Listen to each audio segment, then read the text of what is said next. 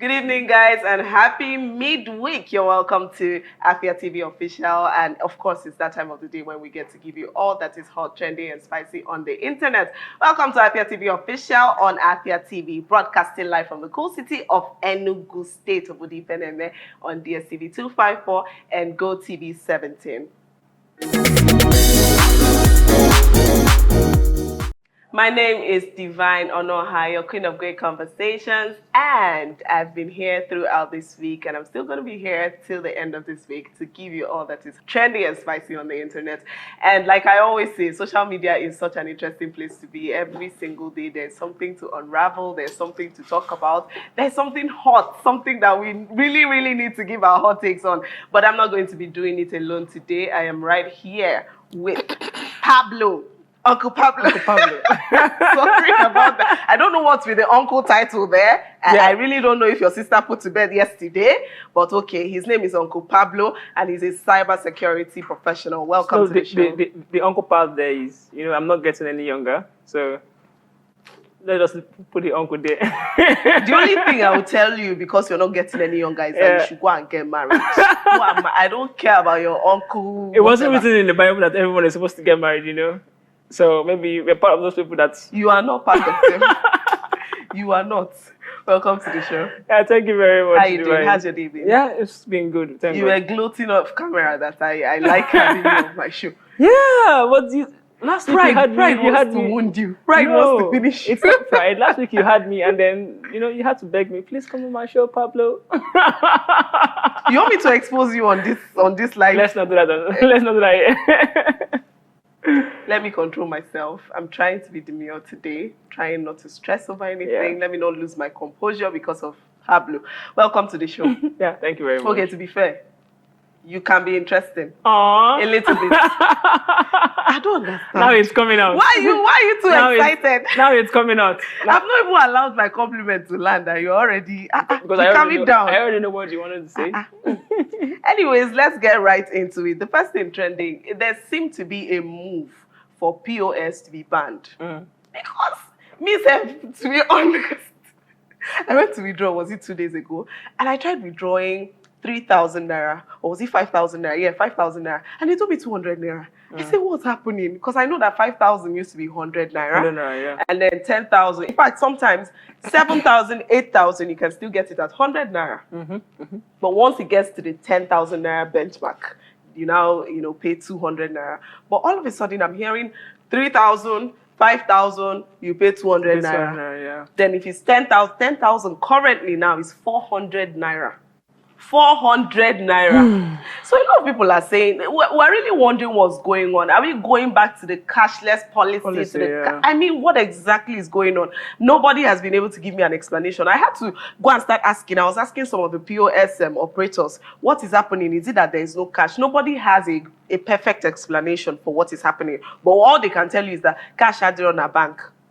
And they can't tell you this is why. They just say bank does not have money. They are not giving us enough money. And some of them are complaining that they literally have to buy money. Just like the time. You remember when there was a change in currency and there was no money at the time, early last year. So that's what a lot of people are seeing today. And I hope that we get a proper explanation to this. But then a lot of people have been, we have more people accusing the POS operators. Okay. A lot of people are thinking that it's becoming a scam. People just increase for no reason. Yeah. But let's take a look at this particular tweet, which is, of course, what drew our attention to this particular topic. And she said, I went to 3 banks on the same street, and 2 out of the 3 were not dispensing cash. And the third one had 2,000 naira limit. But right in front of these banks were POS operators selling naira. What sort of criminal enterprise is this? Why are we being forced to buy naira? Okay. So she is saying that ATM machines are not dispensing. Banks and ATM machines basically have a 2,000 naira limit to what you can withdraw. Your own money, your hard-earned money. But when you come outside, you see POS operators who have cash, but you have to buy it. So the truth is, it's very annoying. Trust me, because I think it was yesterday or the day before yesterday. I wanted to withdraw cash. I was coming out, and then I realized I didn't have enough cash. So I went to the POS guy, and then he was like, 5,000 was 200. I'm like, I don't understand. If I withdraw 5,000 and give you 200, now 4,800 remain now. You understand? So I checked around, and then it was the same thing. So I was like, okay, I'm close to like 3 banks. Why don't I just go into the bank and then withdraw? I went into the bank, and they were not dispensing cash. I think it was Fidelity Bank that was dispensing, but just one ATM out of 5.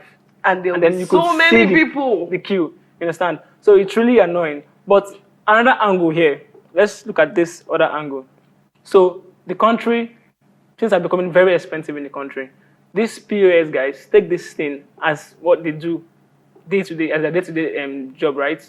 So how many 100 naira are they going to collect before they're going to be able to eat for morning, afternoon, and night? No, don't give me that look now, Divine. No, I'm not You saying. have no idea. No. Do you have Understand any me. idea how many people withdraw Understand a me. day? Understand me. Now, people withdraw a day, but when you calculate it, how much do they make as their gain? So most of them don't have this POS as like it's their thing. They work for somebody. You understand? So now this person's family depends on the POS, and then me as the staff also depend on this same POS. I also depend on the 100 naira that I collect every day.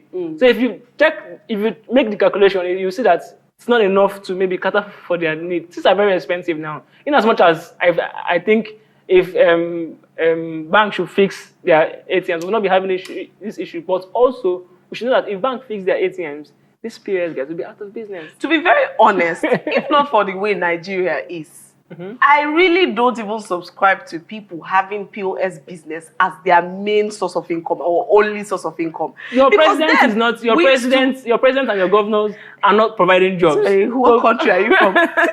Remind me again. Are you from Nigeria Republic? So where are you from? Understand me. The people that are supposed to provide jobs are not providing jobs. So the poor masses are left to provide jobs for themselves. I know, but at the same time, now the fact that people are making this their main business, are you not seeing where the fraudulent activities will start coming in? Are you not seeing what was supposed to be a service? Of course, it's not like I'm blaming the POS operatives. At the end of the day, if the banks were able to do these things the way they're supposed to do, like fixing ATM machines and dispensing cash to everybody efficiently, there would be no need for that. But I mean, if they're not doing their work, these POS people will now use it as, and let me tell you, mind you, in as much as we've looked at the fact that, okay, they're collecting 100 naira, how much will they make and all of that? If it's not a thriving business, people will not enter inside. No, people will not go into it. It's not about it being a thriving business. You understand? Understand me. There is no job in the country. You understand? And then, if you look at, okay, let's take Enugu for example. A sales girl earn how much every month? 30,000 naira. You understand? So are you asking me to go work for someone for a full month and then they give me 30,000 naira? That's what I'm going to use to take care of myself, take care of my family and everybody. Why I can open my POS store and then you understand? So yeah. When they do this, they get more than 20,000, and also they have their times to themselves. I can say, okay, this morning I don't want to go to the shop. I can go in the afternoon. You understand? But if you're asking them to maybe seek employment, go work for sales, go work as a sales girl. Sometimes some people even want them to come to the office on Saturdays. You get? So I think it's a good thing that people are actually trying to create jobs for themselves. But it's also not good when they try to extort from others. Honestly, the whole thing, I'm glad you brought this angle to it, because honestly speaking, with all that my eyes have seen, I was not even ready to think from that angle. I wasn't ready to think about whether it's a source of employment to anybody, because all I know is that people are cheating me or collecting my money. But really now, if we're being very all objective, of us, they patronize them, you understand? So if we're being very objective, the truth is some of these POS guys too, they literally still spend money to get money in the bank. So, and also, I'm starting to think that there could also be some kind of collaboration between the bank and these POS guys. Yeah. There could be a situation where bank staff own these own POS this, yeah, operatives. that's true. That's true. And then, so it was before I thought, I didn't even really look into the POS stuff. I was like, okay, you just slot your card, they put your PIN, and then, but I was like, okay, how do they connect with the bank? That's when I realized that these guys also have to buy data. Yeah, they buy data. You understand? They buy the printout paper. So all of these things are very expensive. The data is oil money now. You understand? So, and they buy cash now. in as much as I am not really happy that maybe they collect 200 naira for 5,000 naira, I think with everything we've discussed and then we've seen how much they spend to give him, I think they should also do like 500 naira for 5,000 naira, you know?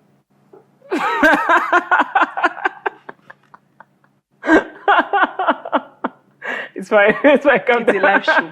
Yeah, it's a live show. Whatever I say cannot be edited. It's a live show. Yeah. Control yourself. Just control if yourself. I say what's on my mind. You don't have to say it, you know.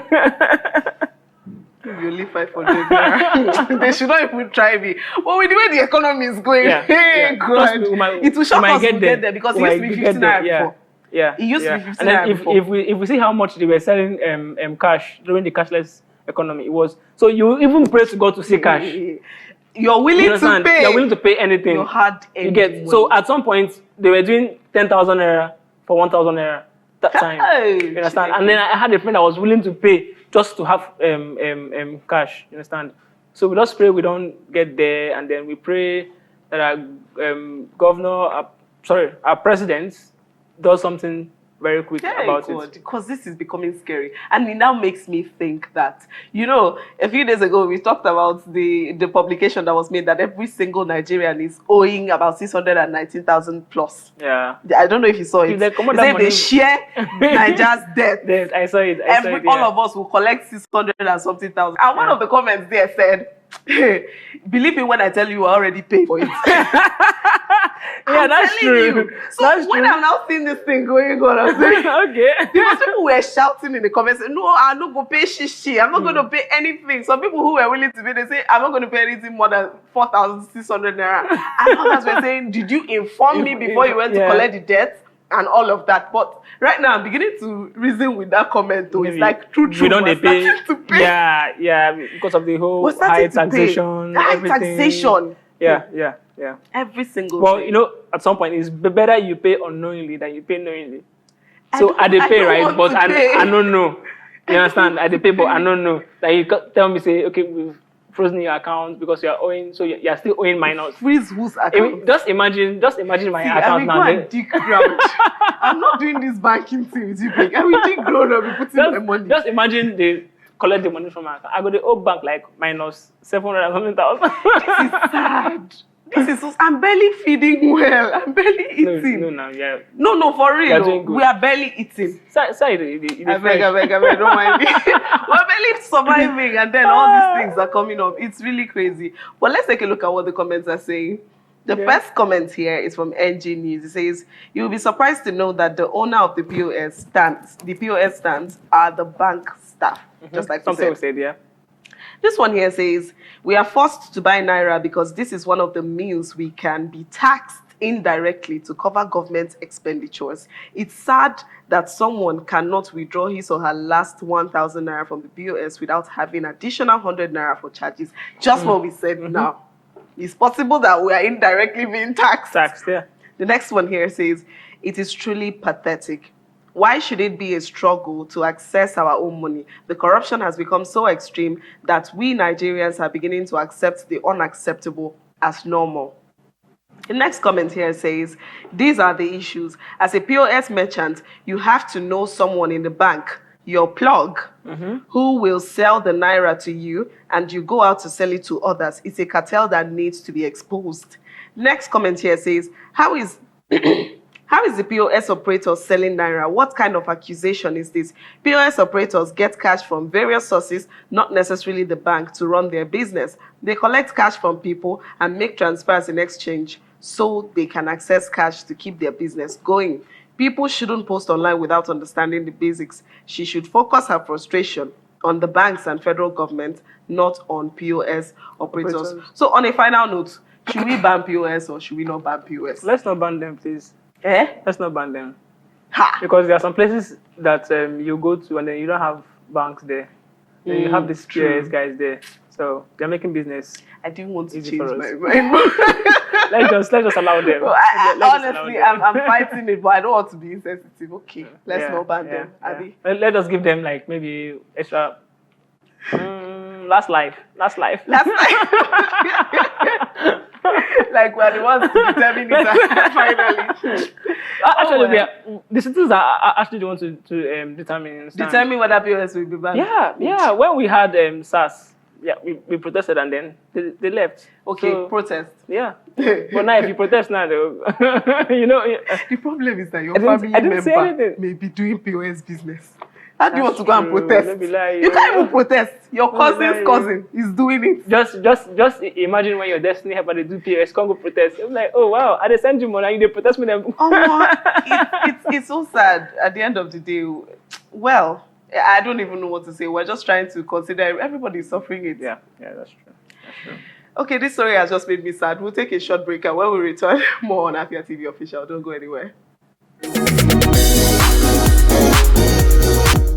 Welcome back, guys. It is still Afia TV Official, and I am still here with Uncle Pablo. I was going to call you Pablo. Yeah. But Put the uncle there. Yeah. We're live, so I'm not going to. Yeah. I'll do all the things I want to do off camera. Welcome back to the show. Yeah, thank you very much. Okay, so we're going to talk about the next thing. And this one, a very beautiful Igbo lady came out and she was complaining about parenting. You know, parenting style nowadays. This generation style of parenting. Yeah. And she has a problem with the way that children are being brought up. Situations where children are given such an excessive amount of autonomy. Mm-hmm. Like a child will say, I'm not going to eat beans. You say, okay, what will you eat? Mothers of nowadays preparing more than one meal, maybe 4 meals for your 4 different children because your children don't want to eat this or don't want to eat that. I think we have that video. Let's just watch the video, then I'll get your opinion. Okay. People no longer have ground rules in their houses, like in their homes anymore, and it's really irritating. We can see it from the behavior of your children outside. What do you mean by in your house you don't tell your children when to sleep?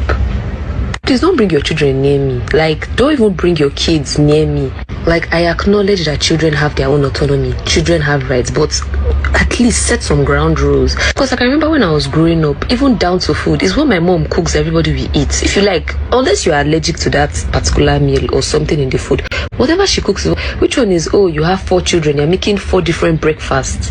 And this is why all this gentle parenting thing cannot work with me, because now you guys are switching roles with children. All of a sudden, the child is becoming the adult is becoming the child, all in the name of, oh, be gentle. Go faint.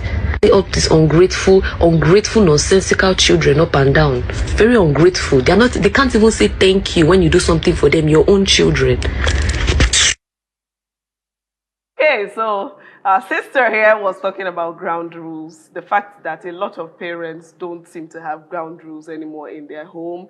Children can do whatever they want. Children can decide where they want to go to, decide when they want to sleep. Some people, I was reading the comments, some people even said that their children get to decide when they will sleep. Unlike before, there is a bedtime, everybody go to bed and you off the lights. But now children get to decide, this is when I'll sleep. I'm not going to take siesta today. Today is Indomie I'm going to eat. What do you really think? Because back in our days, we used to complain that the strictness is too much. Too much, yeah. So now comparing both, what is your take exactly? Which one is really better? Well, it's surprising that nowadays children even have sleep time. You understand? Like they tell them it's time to sleep. Like during my time, they don't have to tell you it's time to sleep. You already know it's time to sleep. Like you already know it's time to sleep. You understand? The only time you get to watch TV, it's like from 4, 5, 6 when they do cartoons. You understand? That is if you've done your homework. Oh. Yeah. If you've done your homework. Sorry.